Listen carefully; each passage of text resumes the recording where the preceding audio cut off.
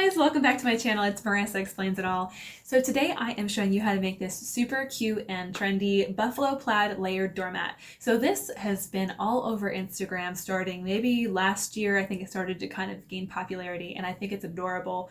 I love it. It really gives some kind of texture and just like another design element to your front porch. If you're one of those people that likes to design their front porch and decorate for fall, which hello, that's me. So I went ahead and looked around on Amazon and tried to see what I could find. And Amazon does have some pretty good, deals on the buffalo plaid, like underlayer or the layered mat, and then of course the top, Coir doormat. But I didn't really find the Coir doormat in like exactly the saying that I would want to say, or I just didn't find it for like the price point I was looking for. And I wanted to kind of make my own. I'm one of those like crafty people that kind of wanted to make my own layered doormat. So I figured I would take a stab at making my own doormat and then the layer that goes underneath it. And so I did, and it turned out awesome and I love it. And so I want to show you guys how to do it too. So if you would like to learn how to do that, then stay tuned and I'll be right back.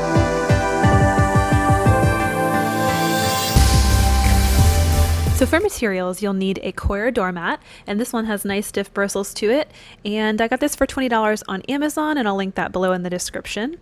You'll also need some stencils, and so I printed these myself from my Silhouette Cameo. You could also use your Cricut or whatever machine you have, or you could find a seller on Etsy. Just make sure that they're weeding out the words themselves to leave a stencil instead of weeding out the background. So next you'll need outdoor paint. I'm using Folk Art from Michaels for about $6.50 on sale, just in the color black. And I also picked up a set of craft foam brushes for like dabbing. I like the flat top for this, and they break out to about 40 cents a piece. I just really like this brand and this kind. Then you'll need some duct tape to kind of secure down the stencils, and of course the buffalo plaid print. I got this tablecloth in the seasonal section of Walmart for 10 bucks, but if you're not buying this in the fall season, you can also find something really similar on Amazon. It looks like this, and it's about $18. And so I of course will need to do some alterations to mine since it is large. I'll need to cut it down and hem it, so I'll do that. But the print is perfect and it should be great for going under my mat. So to actually get started, I have taken my decal stencils and transferred them to some transfer tape. And the first step I'm going to do is just kind of lay out the design to see where I want everything to fall. And my wording says, "Come back with pumpkin spice," which is, I thought, really cute. And so I'm just kind of making sure everything is laid out where I want it to be. And then I'll start to kind of peel up my design from the transfer tape, making sure to get all those little tiny bits that want to stick to the backing. So just be careful with this. Just make sure you're getting every little piece that doesn't want to stick. Make sure you get it all up there, and then I'm going to go ahead and lay this out on the mat. And so this is I just kind of started with the center of the design here and laid it out. I'm just going ahead here in fast motion and just doing the rest of it. But it won't really want to stick to the mat. You'll have probably a little bit of a tough time. Go ahead and just take your duct tape and stick it down to each side of the decal. And so once you're done, you'll have, I just kind of all your decal or little stencils solidified with the tape. And then you're going to break out your secret weapon, which is the blow dryer.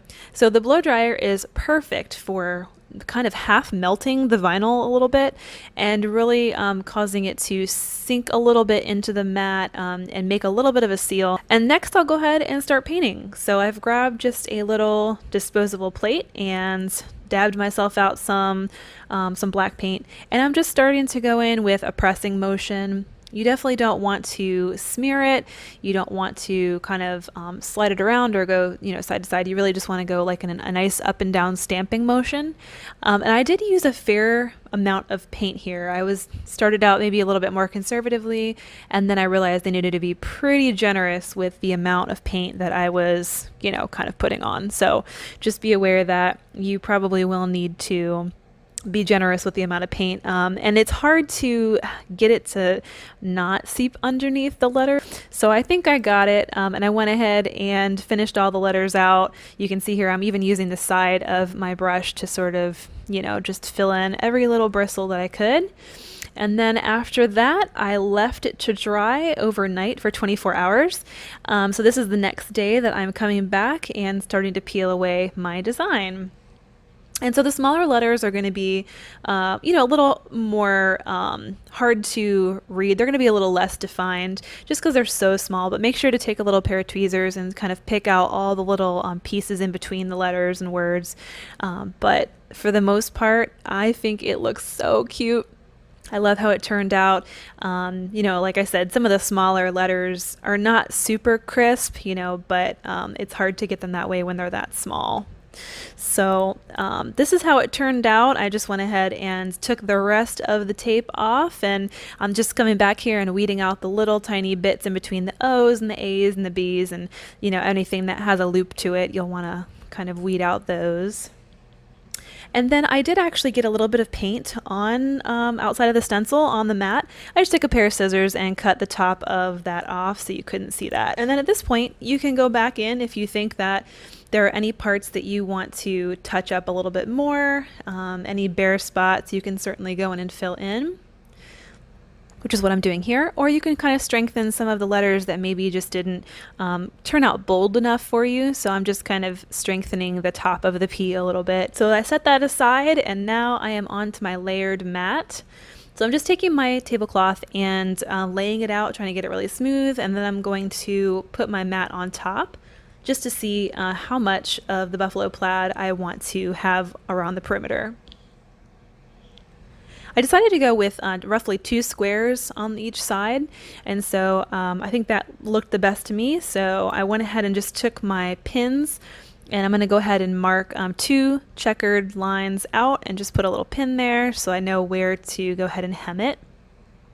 And I did the same on the other side, and now I just went ahead and left myself a little bit of a seam allowance, about a 1/2 inch, because I'm going to want to make sure I fold underneath and then fold underneath again. So typical seam where I don't want the raw edge exposed. I'm just going to fold under again, and then I'm going to sew the top there, just top stitch it. And so here I am at my machine, again just folding under twice, and then making sure that the line is straight. So I'm keeping right on the edge of that buffalo line, that plaid. And then I went ahead and used white thread to match what the person selling the tablecloth was using. So the rest of it was done in white, and so I chose white as well. And I'm just kind of speeding up just a little bit here so you guys can see the process. And it didn't look like they had mitered the corners, and so I didn't miter the corners either. I just sewed down one side and then sewed straight down the other side without mitering any of the corners. This is how it turned out. I think it is so cute. This is my front porch with my little mini pumpkins on it, and I love it. I think there's a little bit more fabric showing underneath on the top and bottom, so I certainly could come back. But anyway, I think it turned out super cute. So if you like this too, then please hit subscribe to my channel, and I'll bring you more craft videos. And hopefully this turned out great for you, just like it turned out great for my front porch. Thanks for watching, guys, and I'll talk to you next time.